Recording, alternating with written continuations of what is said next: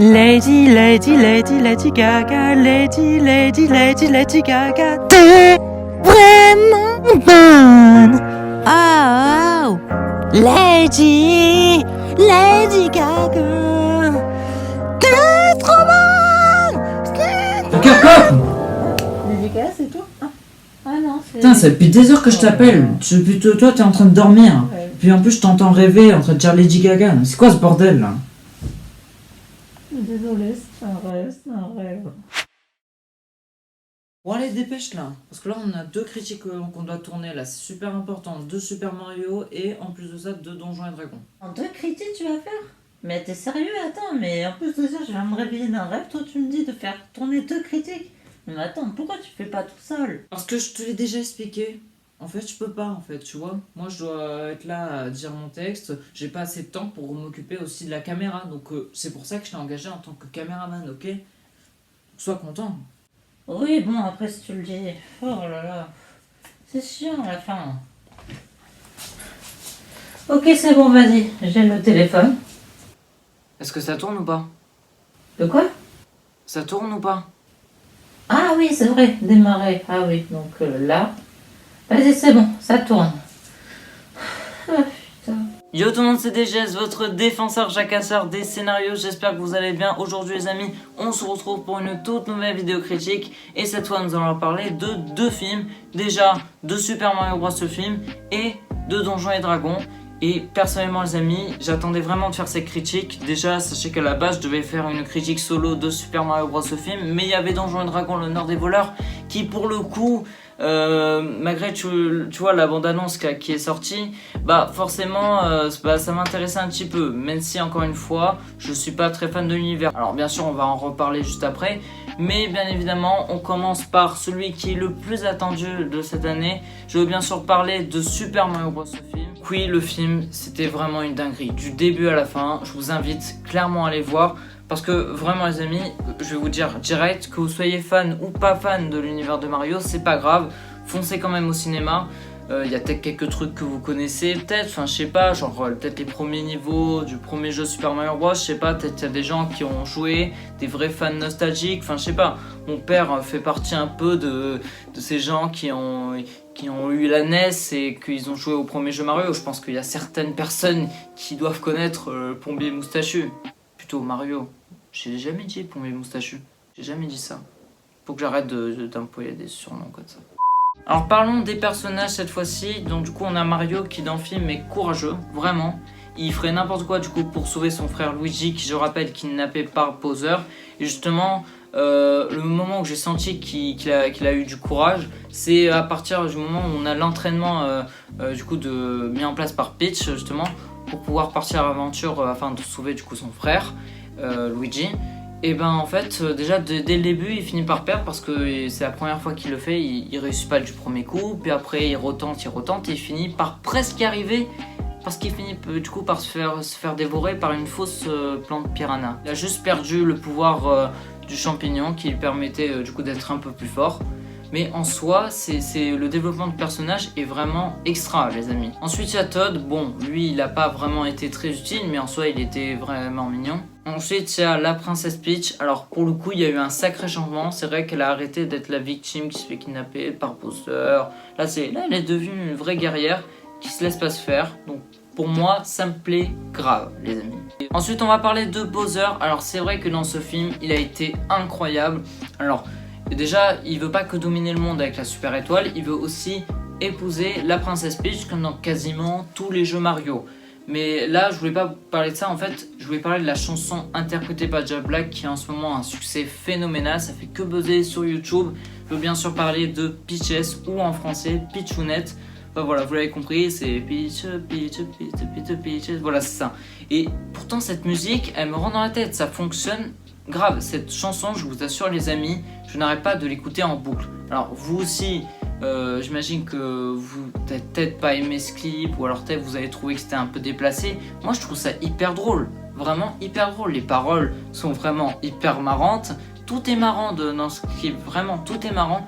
Et je pense d'ailleurs, alors ça c'est mon avis personnel, je pense que la chanson du coup Peaches du coup de Jack Black peut carrément venir aux nominations aux Oscars 2024. Après, c'est mon avis. Parce que bon, déjà que la musique elle est extraordinaire, que ça est en train de peser à fond la caisse justement, surtout grâce à la promo du film Super Mario Bros.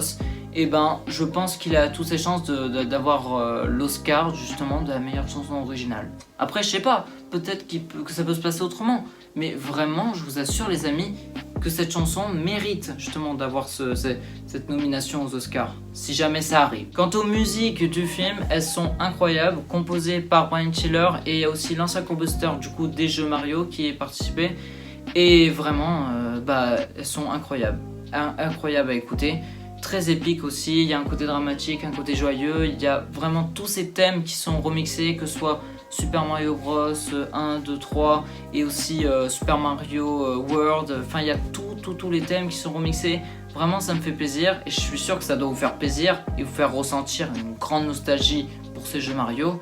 Moi, ces thèmes là que j'ai écouté, même si bon j'ai pas vécu avec la génération, avec la nostalgie des autres gens, j'ai quand même pris du plaisir à les écouter. Ensuite on va parler des scènes qui m'ont marqué, notamment du coup la scène de Mario Kart, ça bon je vous en ai peut-être un peu trop dit à propos de la route arc-en-ciel, mais c'est bien, vous inquiétez pas. Aussi avec le moment où il y a l'armée des Koopas qui arrive, ça c'est vrai, ça fonctionne très bien, là j'ai rien à dire d'autre là-dessus. Et aussi le combat Mario vs Donkey Kong était hyper bien. Surtout que j'ai bien aimé le moment où Mario se transforme en Mario Chat. Alors c'est vrai que je suis un peu déçu qu'ils prennent pas la fleur de feu qui permettait de jeter des boules de feu. Je pense que tout le monde la connaît cette transformation.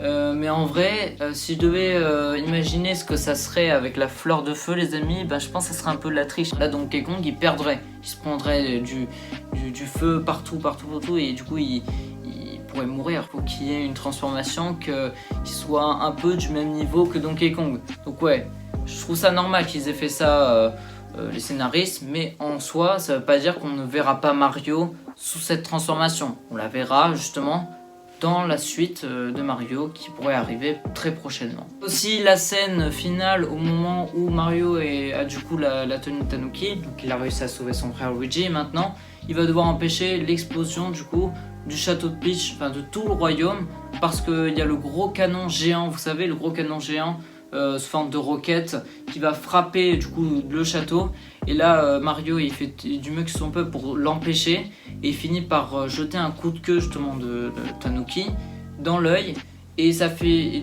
et du coup je crois que ça le fait arrêter pile au moment, donc le château il a pas explosé, il a rien eu, et du coup à ce moment là le gros canon il le suit, et Mario il a un plan, il va le faire du coup virer du royaume champignon grâce au fameux tuyau où il était arrivé au tout début. C'est-à-dire que quand il est arrivé sur le royaume champignon, c'est grâce à un tuyau, parce qu'il était à Brooklyn, et justement là il est rentré grâce à ce tuyau mystérieux qui a séparé du coup Mario et Luigi, et là du coup il va essayer de le faire sortir, et ça a marché. Du coup le canon il explose et ça aspire tout le monde, et ils sont à Brooklyn maintenant. C'est-à-dire qu'il y a tout le château de Bowser, ils sont tous à Brooklyn, et là maintenant il y a la scène finale du combat justement entre Bowser et Mario.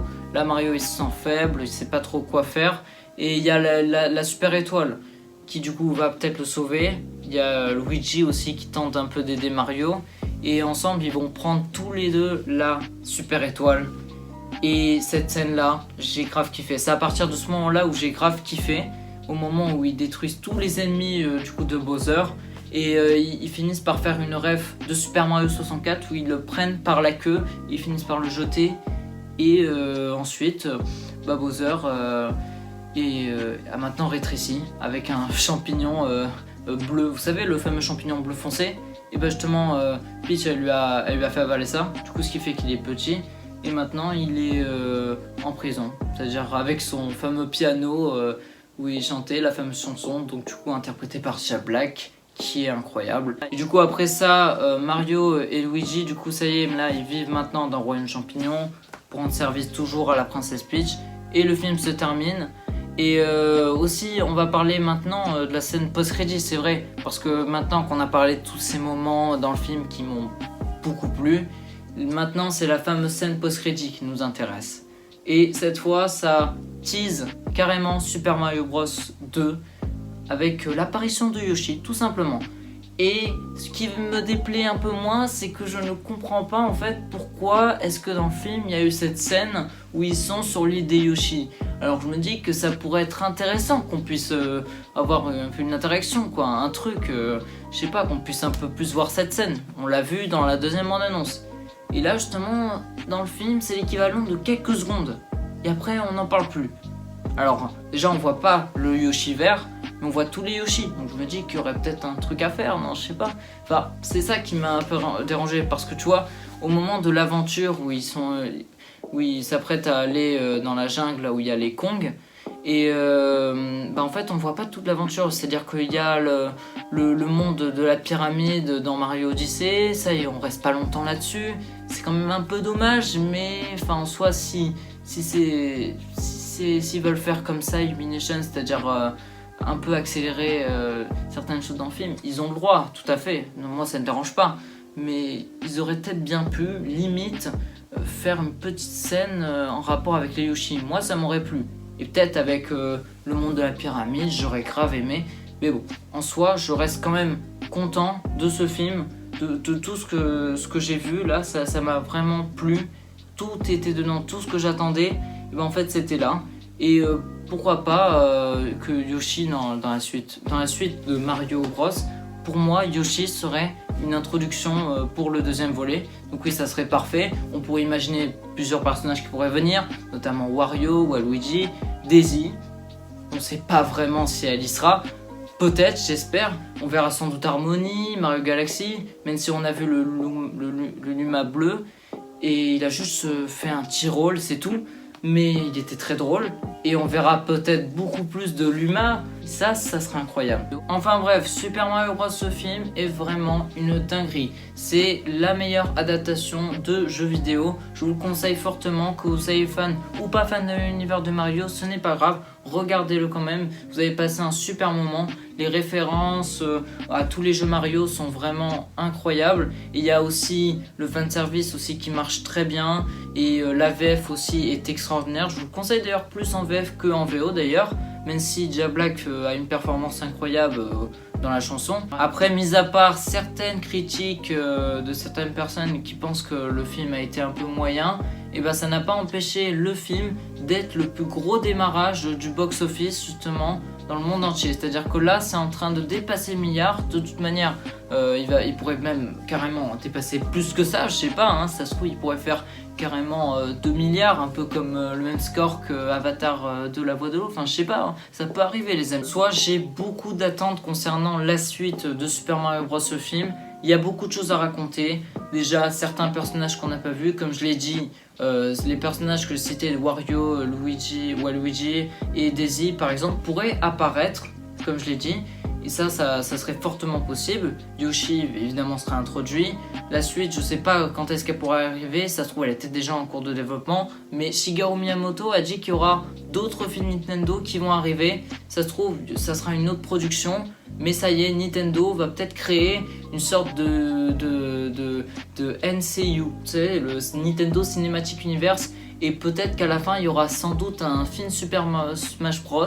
Ça serait vraiment incroyable les amis. Il a aussi dit en rapport avec le nouveau jeu Mario qui est d'ailleurs prévu, et ben il a dit d'ailleurs de regarder les Nintendo Direct qui vont arriver à l'avenir. Donc ça veut forcément dire qu'on aura un tout nouveau jeu Mario, je sais pas, ça se trouve ça pourrait être Mario Odyssey. En tout cas, l'avenir nous le dira. Quoi qu'il en soit, j'ai passé un super moment. Et vous, dites-moi aussi ce que vous avez pensé de ce film dans les commentaires. Du coup maintenant, on va passer au film Donjons et Dragons, l'honneur des voleurs. Et il est vrai les amis que c'était une sacrée surprise, vraiment. Alors déjà, je tiens à rappeler que je ne suis pas un grand fan de l'univers Donjons et Dragons. Alors certes, j'en ai déjà entendu parler, mais concernant l'univers, l'histoire de ce que ça raconte, ben en fait je m'y connais pas trop. Et j'avais peur qu'en regardant justement le film, j'avais peur de me sentir perdu. Genre faire comme si, ça c'est dans le jeu de rôle, etc. J'avais peur de tout ça, mais en fait j'avais tort. Puisqu'en fait, Donjons et Dragons, l'honneur des voleurs, c'est un film qui est vraiment surprenant en termes de plans, parce que déjà je m'attendais pas à ce qu'on ait des plans aussi phénoménaux. Je me souviens d'ailleurs d'un plan en fait, qui se passe vers la moitié du film, je crois que c'est ça, et à un moment donné ils vont traverser un portail et on a ce retournement de la caméra comme ça qui se fait, et ça me plaît beaucoup. Je pense d'ailleurs à un plan que j'ai bien aimé les amis, c'est au moment où on voit la fille qui peut se métamorphoser en n'importe quel animal. Elle fait partie du coup de la bande du voleur, et du coup elle est venue s'infiltrer dans le palais, et du coup elle s'est fait repérer quelques heures plus tard par la sorcière maléfique, du coup les méchants, et du coup là à un moment donné elle finit par se cacher dans une armure de chevalier, elle finit par se transformer en rat, puis après elle finit par se transformer en oiseau. Enfin bref, la caméra elle suit du coup ce plan, c'est à dire qu'il n'y a aucune coupure. Là ce plan j'ai l'impression qu'il est hyper réaliste. Vraiment j'ai beaucoup aimé, comme je l'ai dit, en termes de plan c'est vraiment bien fait, vraiment je n'ai rien à dire là-dessus, c'est plutôt bien foutu. Bon sinon en termes de personnages, il y a Chris Pine que j'ai bien aimé, la Barbare aussi, il y a le sorcier que j'ai bien aimé, qui est joué par Justice Smith, qui a d'ailleurs joué dans Détective Pikachu, et il a le droit aussi à une scène plutôt marrante au moment où toute la bande va ressusciter une personne qui était morte. Donc ils vont lui poser 4 questions, et après ces 4 questions il remeurt. Et donc dans cette scène justement, la personne qui était morte, elle ressemble déjà à une momie, donc un peu, donc c'est très bien fait déjà. Et donc du coup le voleur va lui poser la question, est-ce que t'as été tué dans un bataille? Non. Donc la momie répond oui, normalement il n'y a pas de problème. Et le voleur du coup il regarde du coup la bande et il leur dit encore 4 questions, c'est ça? Et du coup la momie elle répond oui, alors qu'en fait ça devrait pas s'adresser à lui. Du coup il continue à poser une question qui lui concernait pas, la momie. Et du coup il lui dit tu réponds que lorsque je te pose. Donc il termine sa phrase par ok. Et du coup la momie répond oui.